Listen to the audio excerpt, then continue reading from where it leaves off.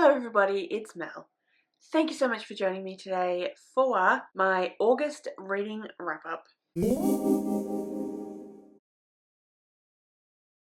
So today I'm going to talk about the books that I read in the month of August.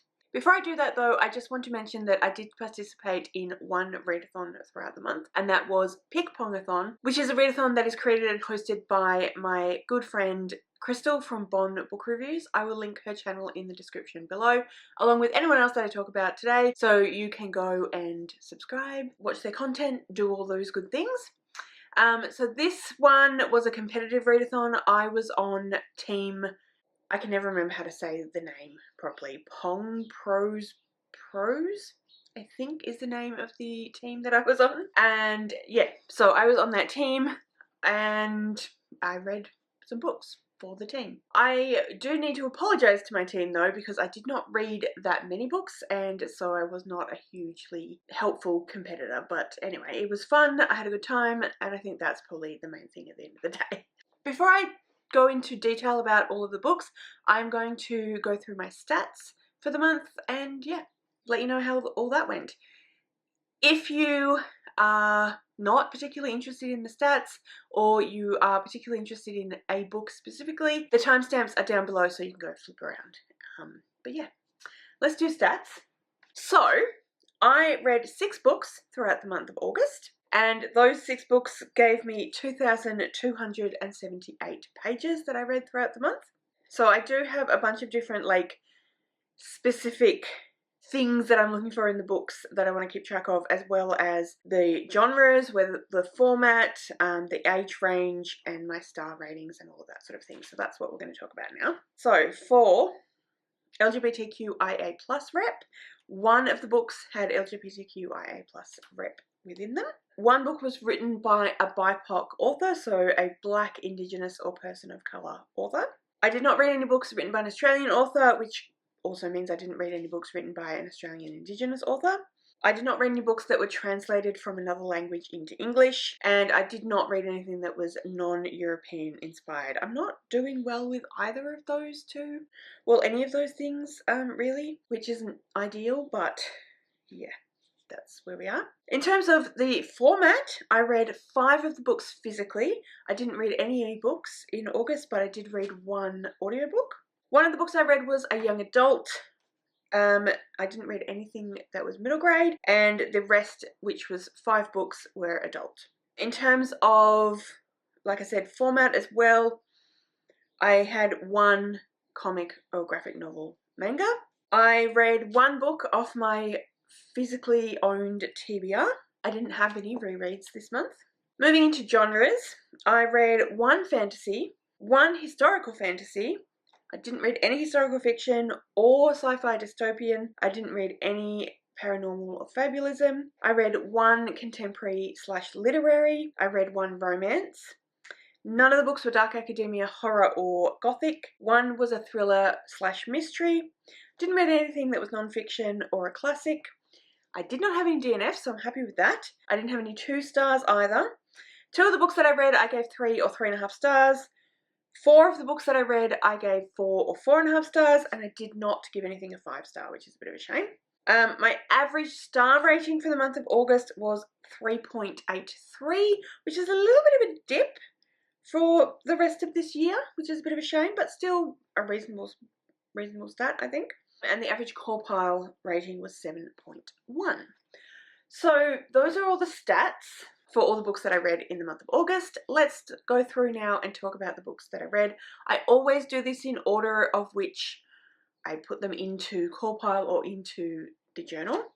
So I will be starting with The One We Fell in Love With by Page 2. This, along with 2 other of the books that I read throughout the month of August, I read for a Borrowing Books from the Library vlog, which I will link down below so you can go and check that out if you haven't already.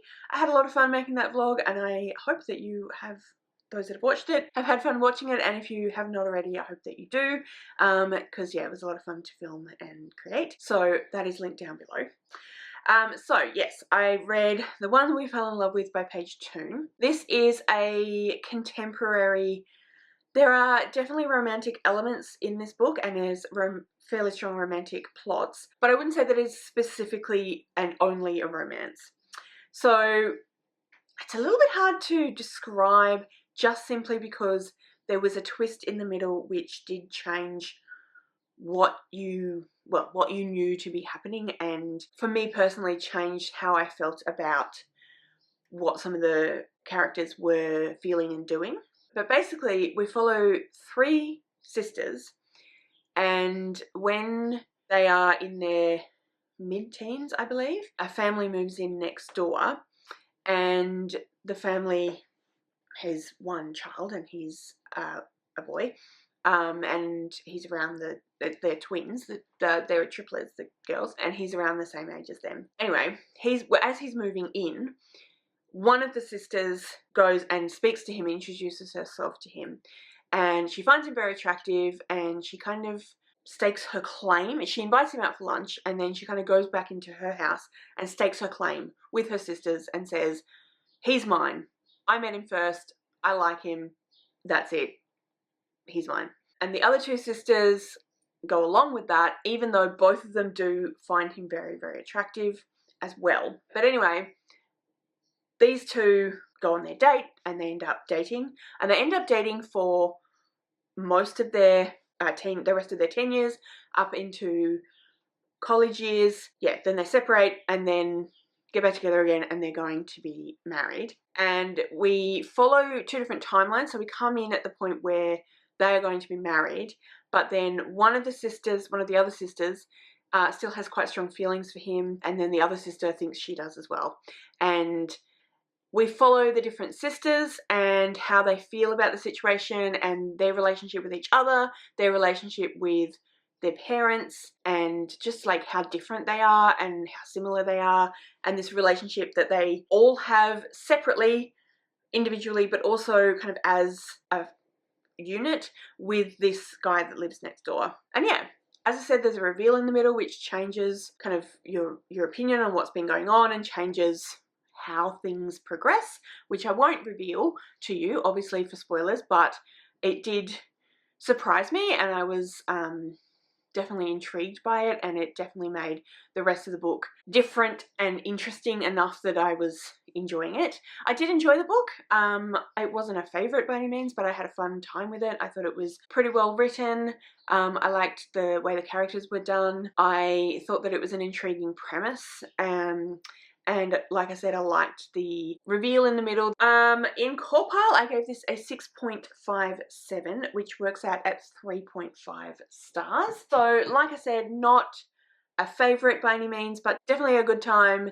Definitely a solid read that I enjoy, that I'd recommend if you enjoy contemporary fiction, if you enjoy books with romantic subplots, but also some heavier themes, some slightly more contemporary general fiction themes as well, then I would recommend. I think, like I said, it was pretty well written, and I enjoyed the characters and the way that the story was structured, so I would recommend it. But yeah, I don't really have a lot else to say about this book, so we will move on now to the next book that I read, which was The Children on the Hill by Jennifer McMahon. So this is a thriller mystery, I would say. This one is also a little bit hard to describe, but not for the same reasons. There are definite twists and turns in this book, and there is definitely a couple of different reveals at different points throughout the book that do also, in a similar light, change the way that you feel about the book, or I felt about the book anyway, and the way that the book is then continued with. Yeah, there is a structure that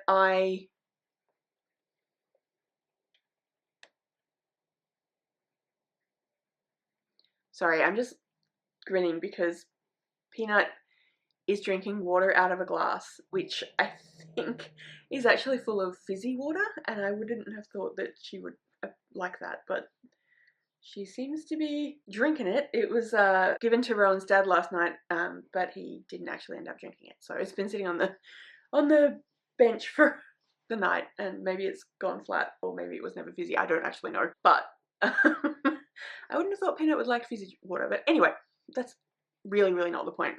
there's quite a lot of things happening in this book. We are going backwards and forwards as well between timelines. So we have a timeline when these children were children, and then we have a timeline when they have grown up and they are young adults, or they are, I think they're meant to be in their early 30s.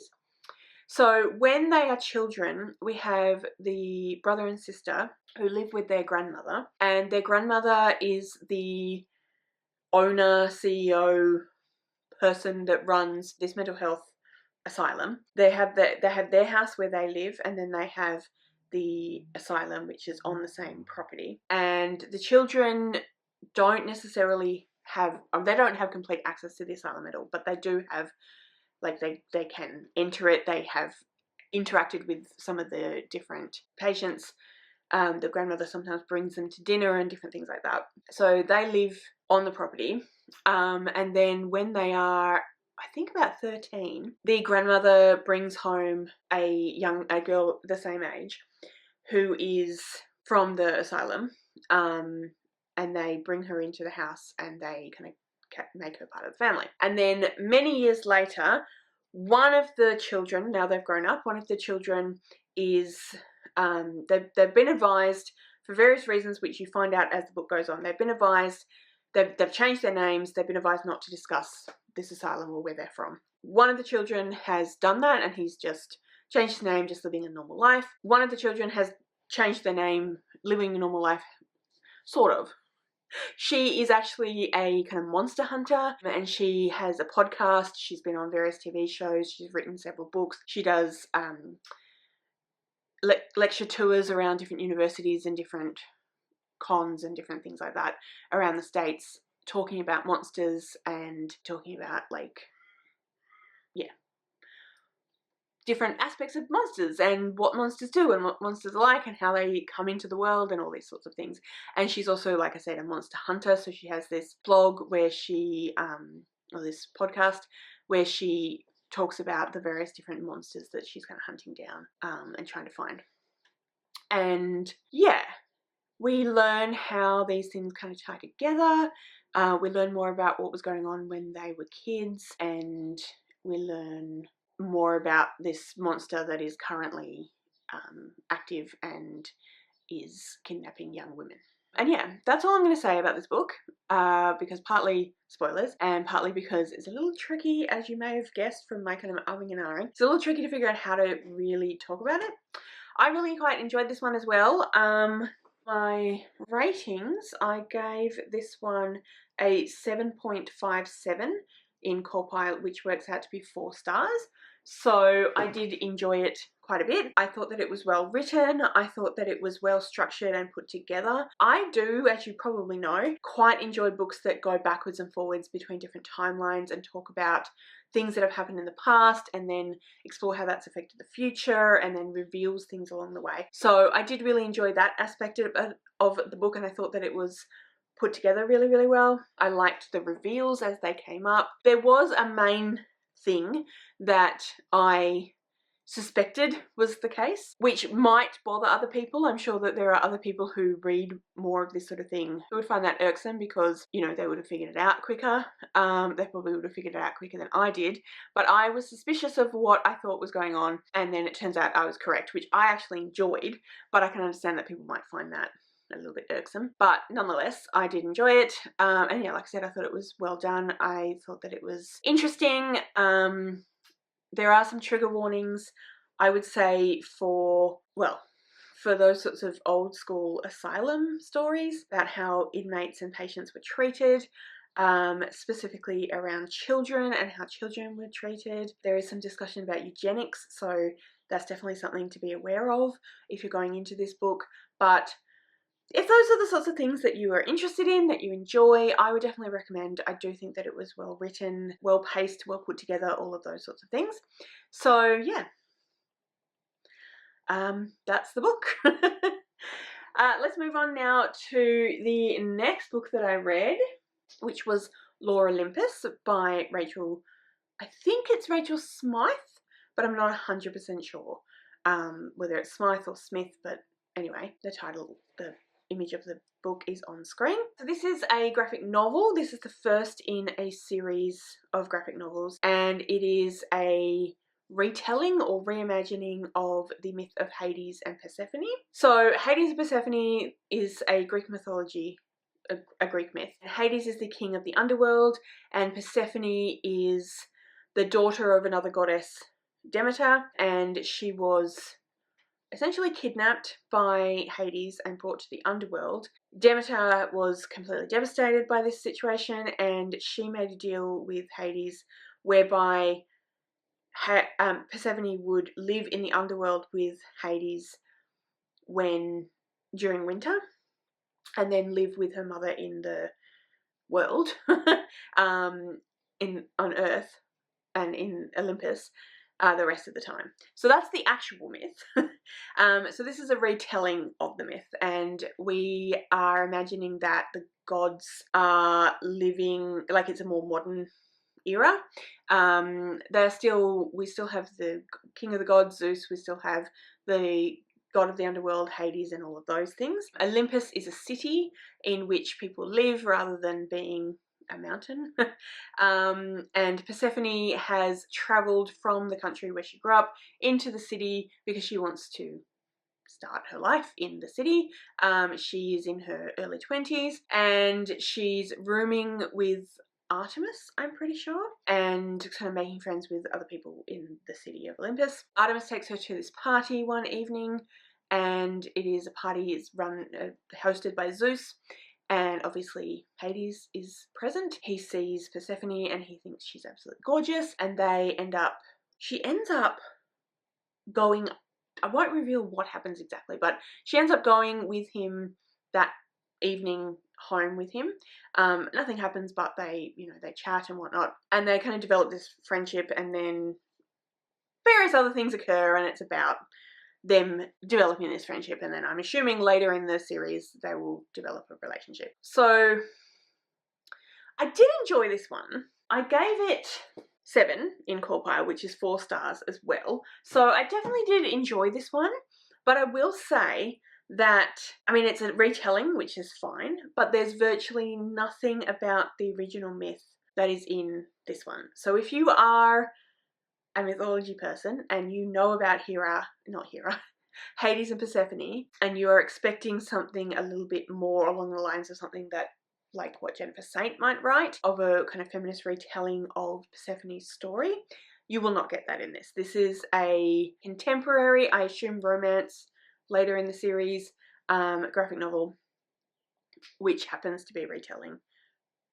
which happens to involve the Greek gods, basically, is what I would say. So I enjoyed it, but I find these sorts of things a little bit tricky because I do know the myths, and not every single one, but in this instance I do know the myth, and I've written research paper, at least one research paper, potentially more than one actually, about Persephone and Demeter and what their cults represented within Greek society, and then what Persephone's abduction and then her living in the underworld for a period of time each year, what that signifies in Greek society. So for me, it was a good story, but it kind of didn't really matter that it was about Persephone and Hades. Yeah, I don't know if that makes sense. But anyway, needless to say, I did enjoy this one. I thought the graphic, no, I don't have it with me because it's a library book and I had to return it, but I thought that the actual art style was beautiful.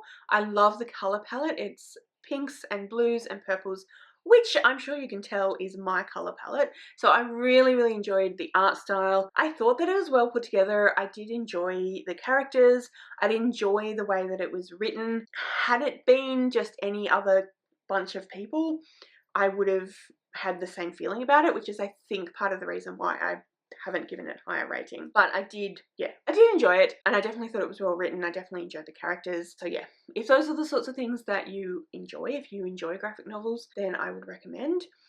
I know that this has been massive on BookTube, so most people have probably at least heard of it, if not read it already.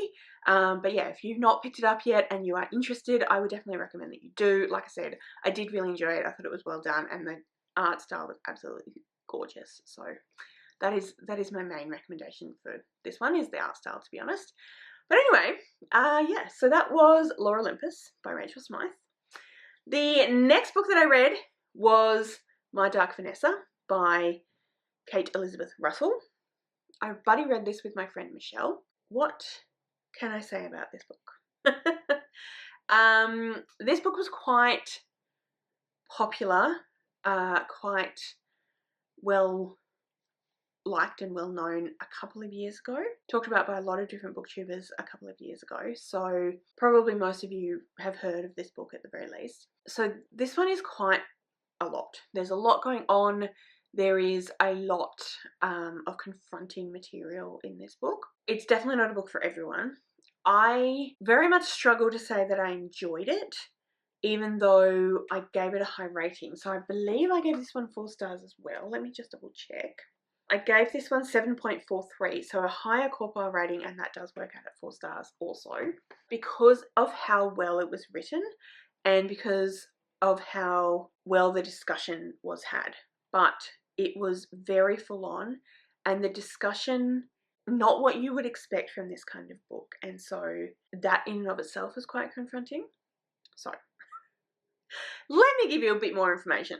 So basically what happens in this book, again, we are following 2 different timelines. We are following present day, which I believe was the early 2000s or early 2010s. Yes, early 2010s, and then early 2000s. So there's 10 years between the 2 different timelines. And we follow this woman called Vanessa. Now, in the present timeline, she finds out that an old teacher of hers from high school has been accused by a previous student of his of grooming and pedophilia and sexual assault. Vanessa had a relationship with this same teacher when she was in her late teens, and she's always thought about this relationship as something that was consensual, something that was loving, something that was honest. She never has seen it as being something that was in any way inappropriate or in any way abusive or anything like that. So when this happens, when he's accused by someone else, her first instinct is to blame the victim and to say that this woman was making things up, imagining things were different or worse than what they actually were, different things like that. And she's still in contact with the teacher, so they have several conversations about what's going on, and we flip backwards and forwards between present. Sorry if the angle has changed and everything. I had to change the battery. But yeah, so we flip backwards and forwards between the present day when she is being confronted with this situation and then when she's actually developing this relationship with the teacher. It's about her slowly coming to the realization that potentially maybe it wasn't quite as loving and consensual as she thought it was. So yeah, I won't go into more detail than that, but like I said, it is full on. There's a lot in it. There's a lot of trigger warnings. I think for me, the main thing that I found quite confronting was that I was surprised by the way that Vanessa, I was surprised by how willing she was to view this situation in a positive light, and how she thought about it, and then when you actually view what happened and the different ways that he interacted with her and what he said and what he did, etc., and you, particularly as a 40-something-year-old woman, it's very clear that it was not how she viewed it. And it's very confronting to see her very much viewing this as a good thing and having to kind of come to the realization that maybe not so much. But yeah, so I thought it was very well written. Like I said, very confronting. I would definitely check trigger warnings before you pick it up, but I definitely think it's worth a read if it's something that you could handle. Pistachios drinking the same water now. How you going? Doesn't seem to be bothering them, so either they don't mind fizzy water or it wasn't at all or it's gone flat. Anyhow, but yeah, so what was I saying? If these are the sorts of things that you can handle and you're interested, I definitely would recommend. I thought it was incredibly well written. I thought it was handled really, really well. As much as it was confronting and there were some things in there that I found very hard to read, it was still, like, it was still very interesting, and I still very much appreciated it being there, even if it was hard to read. So like I said, I wouldn't necessarily say that I enjoyed this one, but I definitely feel like I got a lot out of it. I definitely feel like I found it very compelling. I found it very readable. I found it very interesting. And yeah, I definitely would recommend if it's something that you can handle and something that you're interested in, but just do check those trigger warnings. I think I already told you what I gave the star rating on that one and etc. So let's move on now to the next book that I read, which was Divine Rivals by Rebecca Ross. So this is a young adult fantasy. I listened to this one on audiobook and I really enjoyed it. I found it very easy to read, very easy to listen to. I found it very well paced. I found it just really fun and really engaging. I gave this one a 6.86 on Corpile, which is 3.5 stars. So definitely wouldn't have said that it was definitely not my favourite of the month, and it had ended up with the same rating as the one we fell in love with. Although, did I give it I gave it slightly higher in Corpile. I definitely found it more compelling and more engaging than the other one. I'm definitely planning at some point on picking up the next book in the duology, which I cannot remember what it was called. But yeah, I had a good time with this one. I don't really have a lot to say about it. It was a solid read. I found it fun. I found it engaging. I found it entertaining. It's not something that's going to, like, it didn't rock my world or anything, but definitely was worth a read. Definitely had a good time with it. Like I said, it is a fantasy. This one is historical fantasy. So it is sort of set up as though it were in the First or Second World War, except that it is not in our world.